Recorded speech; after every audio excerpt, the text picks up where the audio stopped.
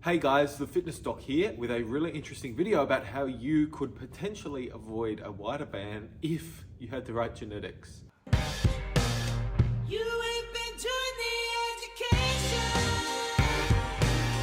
You don't realize I'm so frustrated. You ain't got the answer. You ain't got the answer.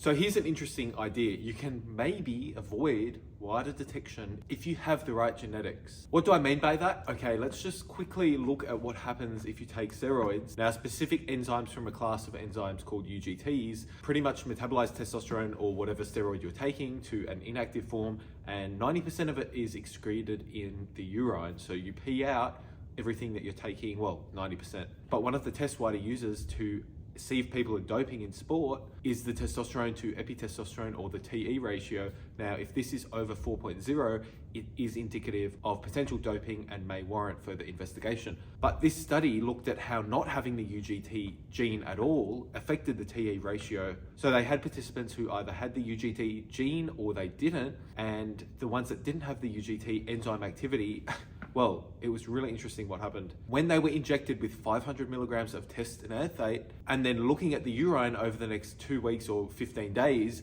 guess what happened? The group that didn't have the UGT gene had virtually the same TE ratio as baseline. And this was constant after the 15 days. Like, their TE ratio virtually remained, well, pretty much unchanged despite having an injection of 500 milligrams, half a gram of test. It didn't change the TE ratio at all. And the absence of this gene is actually a lot more prevalent in the Asian populations at a prevalence of about 67% versus white Caucasians at 9%. And this idea is really interesting. You could potentially get away with doping and beat a WADA test in your sport or whatever it is that you play if you didn't have this gene, and therefore your T to E ratio would always be under 4, because no matter how much tests you took, you wouldn't have much excretion, and therefore your TE ratio would virtually remain unchanged. And this is crazy because one of the primary tests that WADA use is the TE ratio, and this study showed if you have a UGT deletion, you can take 500 milligrams of test and basically have the same ratio as someone who's completely natty.